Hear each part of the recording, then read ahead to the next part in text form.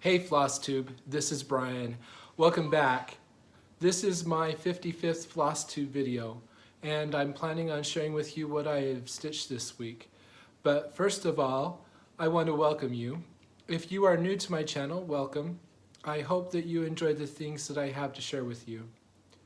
If you are returning, thank you for coming back and watching my videos. I really appreciate it.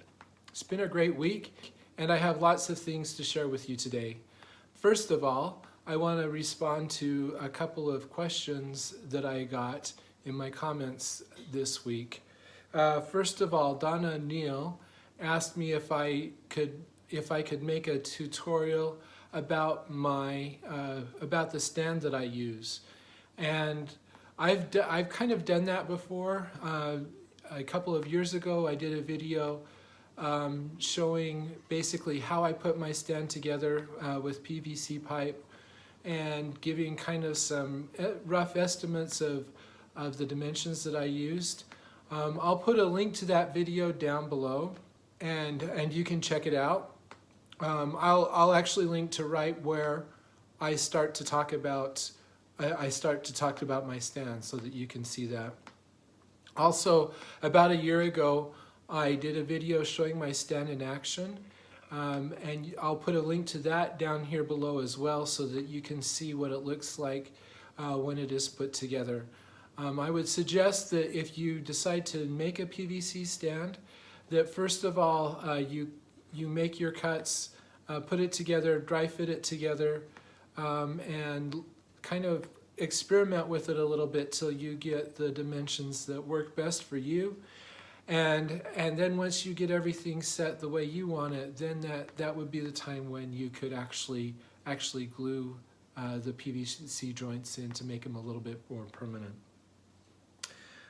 Tammy Neal asked me she asked, in your day job, what kind of things are you responsible for? Is it as detailed as your stitching? And yes, in my day job, I'm an engineer. I do digital design for a local semiconductor company, and I work on microcontrollers. And I have various responsibilities depending on what stage we are in the project that we're working on.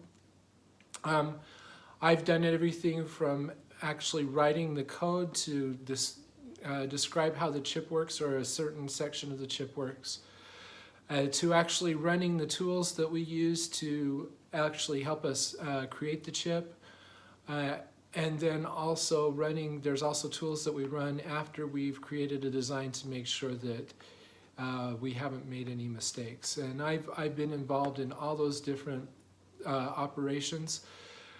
It is pretty detailed. The chips that we make are relatively complicated, and it's kind of hard to keep all the working parts in place in your mind and make sure that any changes that you make don't break something somewhere else. It's always something new, always something different.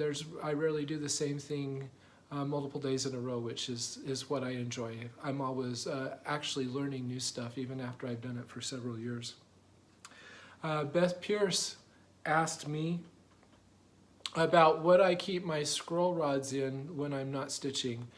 And I've shown these a while ago, like several years ago, but I'll share them with you again. So back when I first got my scroll rods, I made some bags to put them in. And they're basically just, I think they're the basic flat project bag design that people sell on the internet.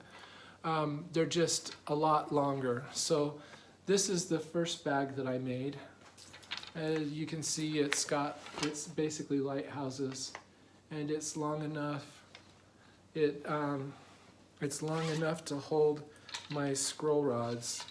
So right now I'm not using these scroll rods, so they're just sitting here loose in this bag. You can see I used a red zipper, and there's a dark blue lining on the inside. And I keep my scroll rods my extension bars and the grime guards for this set of scroll rods in here. And that just sits there until I actually load a project onto them. Like I said, I have a larger set of scroll rods. This is my longest set of scroll rods. And I made this bag. This is my second bag. And it's the same kind of thing. It's just a really long bag. I have kind of a blue-green zipper, and then this is the lining on the inside. And I'll show you what's inside this one in a little while. These bags have really served their purpose well. I really like them. The only thing that I wish I had done a little bit better is I wish I had made them a little bit wider, because sometimes, depending on things, sometimes I have my extender bars pushed out too far, and it's hard to fit them in the project bag. I'm not much of a sewer. I can't sew a straight line to save my life, and there's a lot of flaws in these, but they serve their purpose for me. So that's they're good enough for what I do. Okay, so that's all of the comments that I had. I'm really excited to show you this as well, and this has to do with my Four Seasons piece that I guess it's been close to a month now. I talked about how I had accidentally cut a hole. I had accidentally cut some of the vertical fabric threads, and I've had lots of suggestions. People really were great giving me suggestions, and I had kind of decided that I knew how to fix it. And then about a week after I posted that video, I got a message from Melissa, and she offered to fix it for me. And I thought about it for like half a second and thought, oh, that'd be wonderful. Melissa owns her own needlework repair business, and she has also made Floss 2 videos. Her channel name is Persnickety Stitcher. She hasn't posted a video for about a year, so, but she did offer to fix it, and I thought, well, I could muddle through and fix it and possibly take the risk of making things worse, or I could send it to Melissa, and so that's what I decided to do. And Melissa fixed it and sent it back to me this week. So this is what it looks like now. Before, when I showed this with the cut threads, I still had the spring stitched in here. And before I sent it to her, I took out spring and I fixed these leaves over in this plant that were the cause of all of my counting problems. And then I sent it to her with all of this blank because I didn't know how much room she would need to make the repair. And she took a thread out of the side and weaved it back in here where the cut was. And then she stitched a little bit of this to basically secure the threads that she had woven in. And it looks great. You can't tell that there's been anything done there. So I am really happy with what Melissa did. And so this is back in business. The next time it comes up in my rotation, I'm going to work on it and hopefully get a lot more finished than I did last time. So I'm going to link to, Melissa has a website that she says it's a little bit outdated, but I'm going to put a link to her website. She does more than repairing needlework fabric. She repairs knit and crochet items as well. And I am just so happy, Melissa. Thank you so much for taking the time to fix this for me. I just can't tell you how thankful I am for that. So thank you.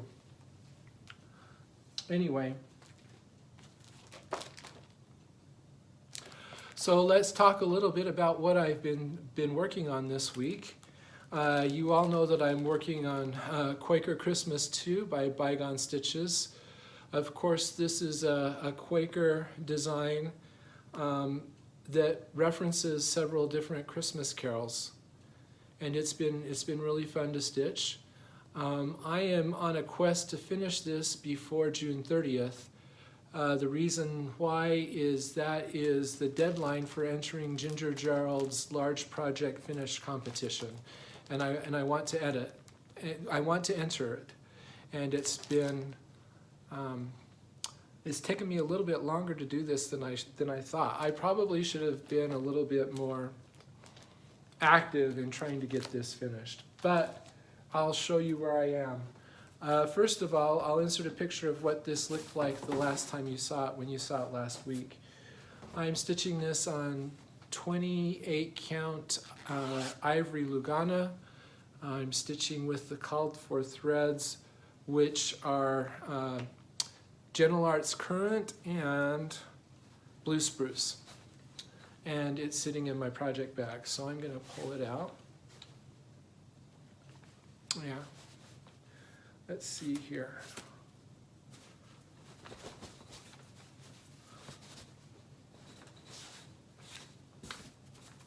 So,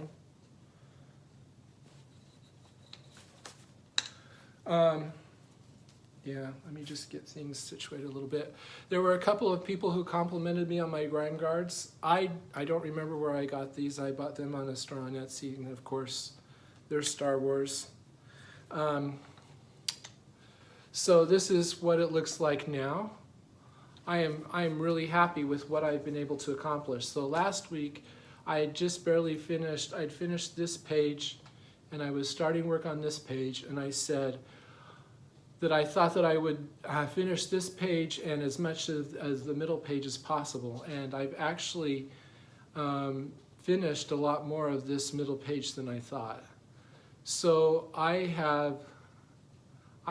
let's see, I had this big plant stitched right here. So I came up here and stitched these two motifs across the top. And then I've been working on, let's see, the first Noel, and then there's a bunch of little motifs. These bells I stitched, and there's this little Christmas tree. And when I got that done, then I moved over to this page because what was left was overlapping through the page boundary right through here. So then I've stitched this heart, the flowers that are in this thorn thing right here, this tray of fruits, and last night I stitched this great big huge motif, and that was huge. That took me all night to stitch. It doesn't look like it, but it took a long time to stitch.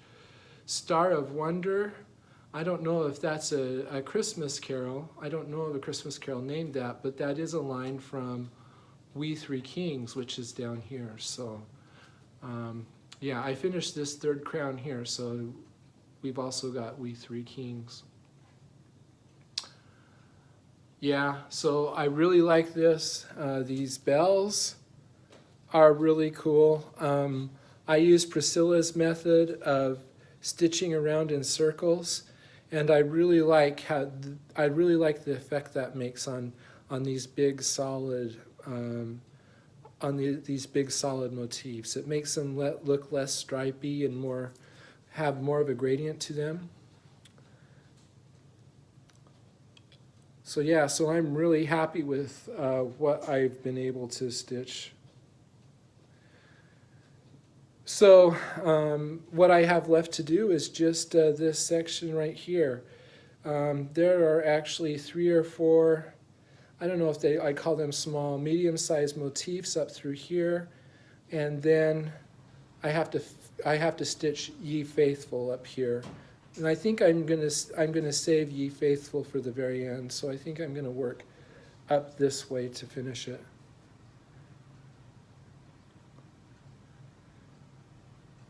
So yeah, no, I'm really happy with this, and it's been, like I say, it's been really fun to stitch. So I'm looking forward to having it finished.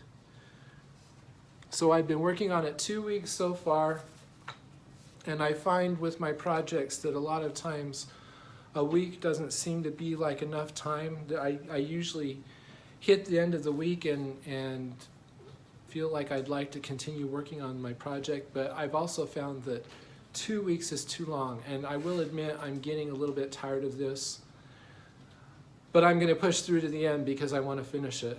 And so that's kind of my plans this week. I don't think that it's going to take me the entire week. I think I've only got 2 or 3 days left of stitching that to finish it. And then that leaves me with the rest of the week, and I'm trying to decide what I'm going to do. This week I had planned on switching over to another project. I may still switch over to that project, but I'm eating into the time right now. I'm eating into the time that I would normally be stitching that project.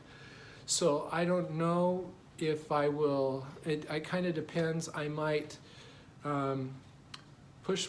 start working on this project and also work on it for another week after this. I have a couple of other ideas of things that I could do as well. I'm kind of mulling things around in my mind. So when I finish this, I'll decide what I'm going to do. But I'll show you something, basically the next project in my rotation. And I'm really excited to start working on it as well. That is English Garden Sampler by Teresa Winsler. And this is what it looks like. It's a garden scene with a couple of peacocks. And like I say, this is probably the most complicated piece that I've ever stitched, because it's not just cross stitch. There's some specialty stitches. There's some cut work, and there's some other things. There's lots of beads as well. So I'm really excited to see what this looks like finished. I'll show you what it looks like right now. I can get everything put together.